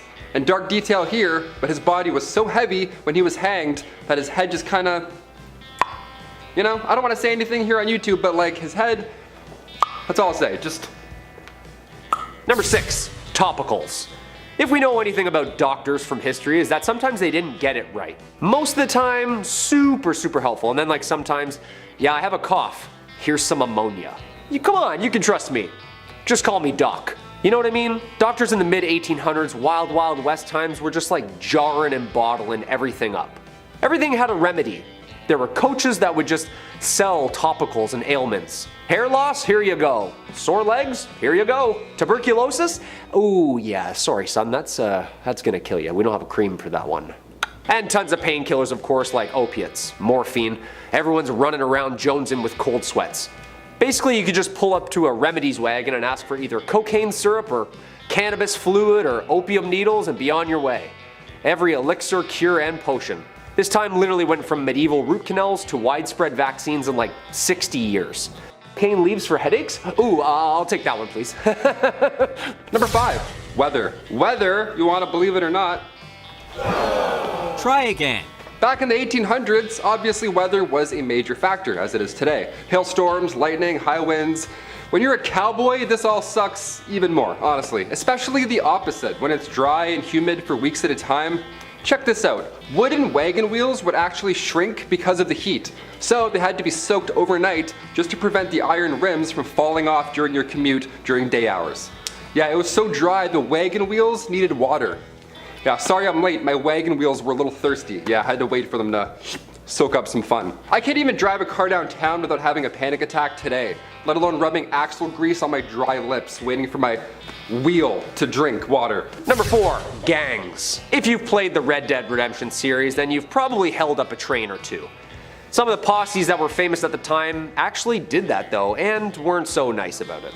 The American West was made up of criminal outfits, usually a gang or a posse, involving members who would just live and ride and rob together with. Jobs were scarce, and it seemed that it was just a little easier to just demand what you want and then enjoy the birth of all the media attention after, making some, quote, famous. An obsession, the cowboy culture, the outlaw criminal. Some of them include Billy the Kid's gang, the High Fives gang, and the Oklahombres. That's a good one. Artists were getting better at the time, and people were sketching wanted lists for local sheriffs. These posters would be calling cards for these guys. They kept them, put them in their pockets as souvenirs. Charles E. Bowles, also known as Black Bart, held up a total of 28 stagecoaches without ever being caught, and even had the reputation of being a gentleman about it too, emptying strong boxes but never actually shaking down the passengers. There were even reports that he would even leave verses of poetry behind.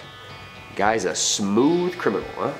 Number 3, the night after. I'm sure the Wild West was wildly lonely. Definitely, this isn't news. Like Kyle said, we've played Red Dead Redemption, just wandering around alone. Sometimes you need more than a train heist, right? Sometimes you need love. Even if you have to pay for it with railroad bonds or whatever. Saloons have all the things a lone traveler could want, including STIs. Great, how much is, great, debit. We'll just pay for all this in one swift tap, I guess. The famous Wild Bill Hickok, okay? He had a rough go. Guy had some troubles after a few saloons, okay? He was dipping around in a few bars and yeah. Alexander Fleming wasn't born until 5 years later in 1881, so penicillin wasn't around to save any cowboys at this time. Number 2, battles. The archetype of the Old West period is generally accepted by historians to have occurred between the end of the American Civil War in 1865 till about 1890.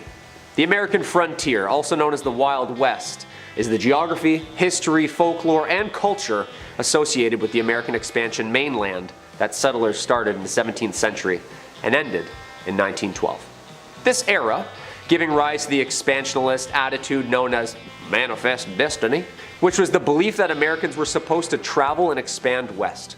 But with that came a lot of conflict. You can't just waltz in and throw up a house when someone else lives there already, you know? Years of warring tribes and bands, colonist battles, ego-filled duels, and the aggressive pillaging of land stolen took countless number of lives. Yeah, countless, like we'll never actually know the accurate number. Roughly 750,000 lives were lost in the Civil War.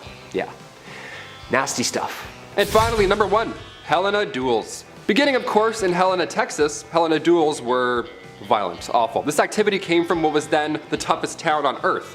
And again, this is back in the late 1800s, so what that even means, I can't even compare. The Helena duel began here. There's even a movie called The Duel with Woody Harrelson and Liam Hemsworth.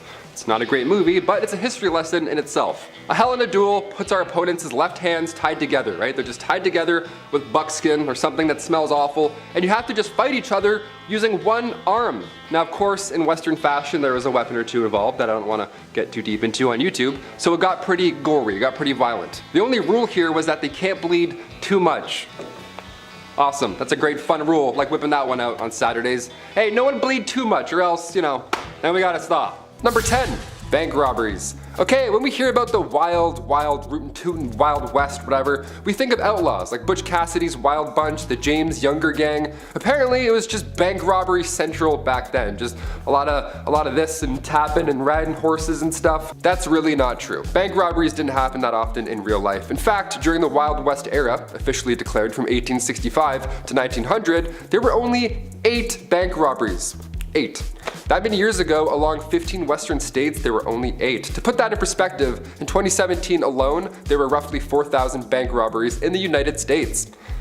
Much more than 8. The first armed robbery ever in history was done by the famous outlaw Jesse James and his brother Frank. This went down in 1866. The gang of outlaws robbed the Clay County Savings Association in Liberty, Missouri. Fun rootin' tootin' history. Number 9, Camels. My favorite actor growing up, hands down, was Woody from Toy Story. The guy's physical comedy was on point. And no, I don't mean Tom Hanks. I mean Woody.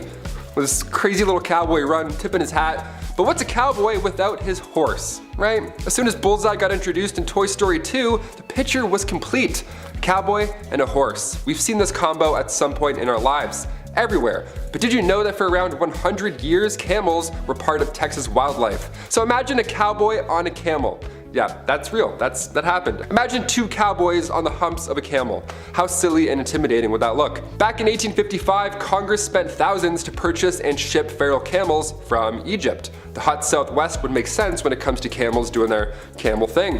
But by 1857, the army had 70 camels. Things were going well until, the Civil War happened, and then the camels escaped and all that madness, and then from then on, for 100 years or so, they bred and roamed Texas. Yeehaw, on a camel, have fun. Number 8, cowboys. Alright, since we're talking about cowboys, let's really talk about cowboys. Who were these guys? Was everybody just a cowboy off the bat, or did you have to earn it like a knight? What's the deal here? Well, the guys that we picture in our brain, like Woody, those are cattle herders, and then buffalo, thousands of them, they would roam the land to eat and find water. They would travel miles away, so the herders would follow on horseback and then drive them back to their ranch. They mostly ate beans, dried meat, obviously, and a lot of coffee. Those are the 3 main ingredients of yeeing and hawing. Am I a cowboy? I love beans and coffee. Coffee beans? Don't even get me started.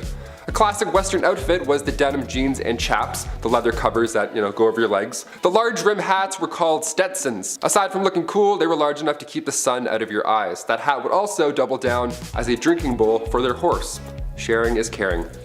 Number 7, the Bison Express. Humans are responsible for the disappearance on many wild animals in one way or another. It's usually our fault. Yeah, going back to the Wild West, the year 1869 specifically, that's when the Pacific Railroad was done. It was open to the West to all these explorers, but now they were whipping across these wild lands in record speed, passing hundreds of bison every single trip. Eventually, it didn't take long for these railroads to advertise hunting excursions on these trains. So yeah, guests would climb aboard the top of the train cars and hunt on the top of the trains. Yeah, on the top they would just shoot these animals for sport. Obviously the train couldn't stop and go back for the bodies, so they would just leave them. This one man, Orlando Bond, nicknamed the Brick, he apparently shot thousands himself. He rode the express so many times his rifle caused him to go deaf in one ear.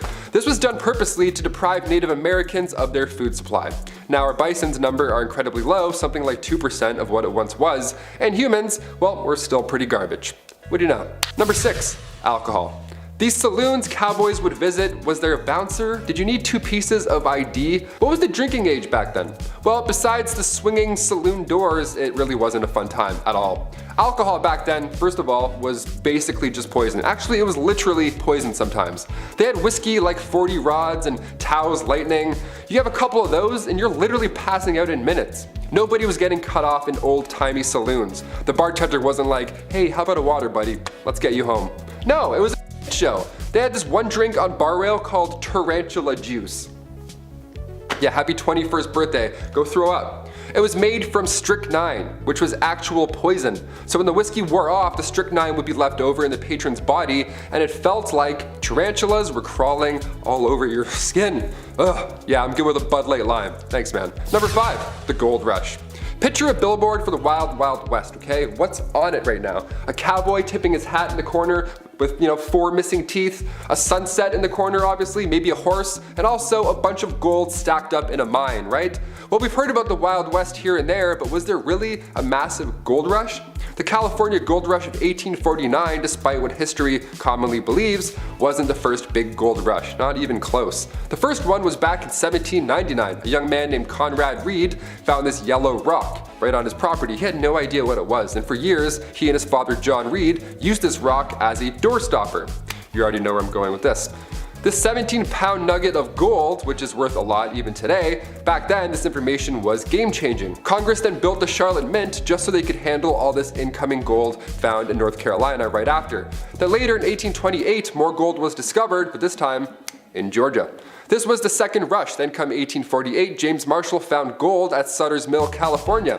After the third one though, that's when the thousands moved out west. That one had the biggest pull. So it's pretty big, but not the first. Number 4, the OK Corral. The shootout at the OK Corral went down on October 26, 1881. It's known as the most famous shootout in history.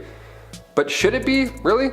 Going back to Tombstone, Arizona, it's 3 p.m. and we have men of the law and of course outlaws all in the same block. So naturally, trouble ensues.